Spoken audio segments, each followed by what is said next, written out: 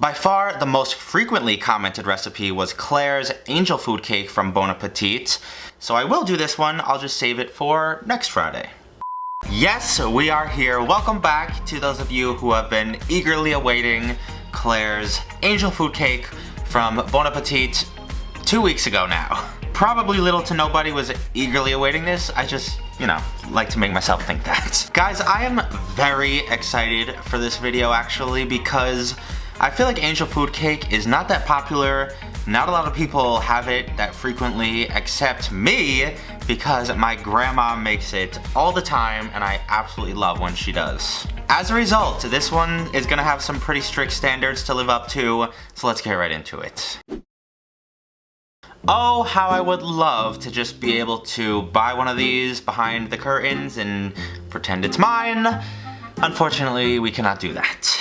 Instead, I grabbed some sugar and heavy cream, cream of tartar and vanilla extract, cake flour, powdered sugar, some salt and lemon, and a whole bunch of eggs. As a lot of you with any sort of culinary knowledge can probably guess, this is heavily based on egg whites. That's the way it becomes so moist and fluffy and airy. It's actually quite similar in preparation and components to like a Japanese cheesecake, so that'll be an interesting comparison. As you can see though, we need a whole boatload of egg whites to start, 1 3/4 cup to be precise, which ended up being about 13 eggs for me. I also wanted to quickly just juice a fresh lemon. You need 2 tablespoons of this, which seems like a lot. I feel like you're gonna get a pretty intense lemon flavor in the end of this, but we shall see. I also took quite a bit of time off camera to measure out everything else, each one of our components, because this is gonna come together pretty quickly as we start mixing. I started by beating my egg whites, my cream of tartar, and salt in a very low speed stand mixer to break up those egg whites a bit before turning the speed way up and then slowly streaming in my sugar. This actually mixed up fairly quickly. I wanna say maybe 2 or 3 minutes on a medium-high speed before I got some nice looking medium peaks. You might be as surprised as I was to find out there's only a cup of flour in this entire cake, as well as 2/3 of a cup of powdered sugar, and those are the only dry ingredients going into this. Now here is where things inevitably have to get a little bit dicey, maybe a little bit controversial, depending on how seriously you take your angel food cake. In the video and in the recipe, Claire very clearly states do not grease this because at the end you're gonna wanna flip it over to let it cool, and if you grease it a lot, it might fall out. My concern is that she is using a 2-part pan that completely separates and makes it a whole lot easier to remove.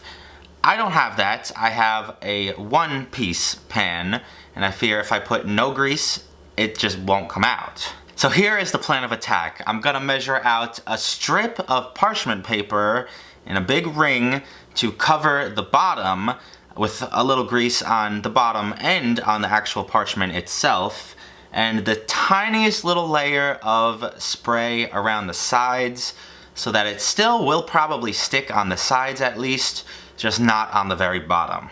That's the plan in theory anyways. I've had a number of plans throughout the years. Who knows the success rate on them. So I continued on. I put down half of my batter, made sure there was no big air pockets in the middle or around the corners, and then just dumped in the rest of the batter and tried to smooth out the top as best as I could. I baked this off in a 325-degree oven for about 40 minutes before taking it out and flipping it over immediately on the sake bottle from last week's episode.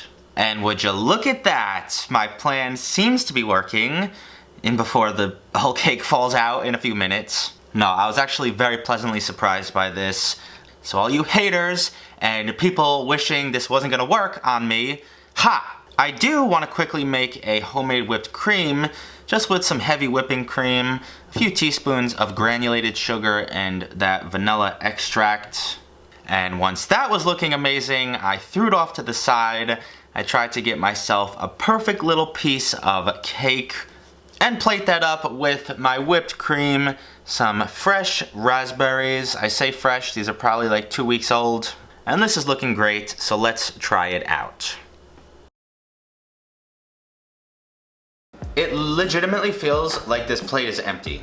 Like I'm holding just a plate. That's how light this cake is. I'm also fearing that we're gonna have a jiggly Japanese cheesecake situation and it's gonna overwhelmingly taste like an egg white omelet. But we'll see. I don't know how this works because 80% of this is air and egg whites, but you don't taste it at all. It's actually got a really nice flavor. The inside is super spongily uniform. Like there's not many air pockets. The crumb is very even. I think my favorite part is the outside, where there's a little bit more texture and kind of more sweetness. It's almost like some of the sugars caramelized on the outside of the pan. The whipped cream is great too. I don't know if powdered sugar versus granulated sugar makes that big of a difference. For what it's worth, I used granulated. I would highly recommend, just for something different, if you've got the proper pan. It's really good. I hope you guys enjoyed today's BA test. If you did, leave me a big old like on this one. If you do not already, make sure to follow me on Twitter, Instagram. I'm still away, technically. So if you want to see what I'm getting up to right now, go watch my Instagram story. I'm sure there'll be some interesting ones for you.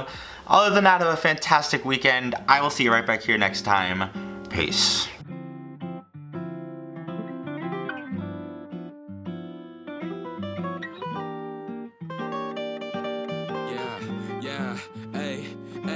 With the M without the AD. Flipping burgers and my money super lazy. Try and make a meal tonight, they ain't paying me. Try and supersize my life with my A-team. Yeah, our style wasn't wavy, but we had a vision.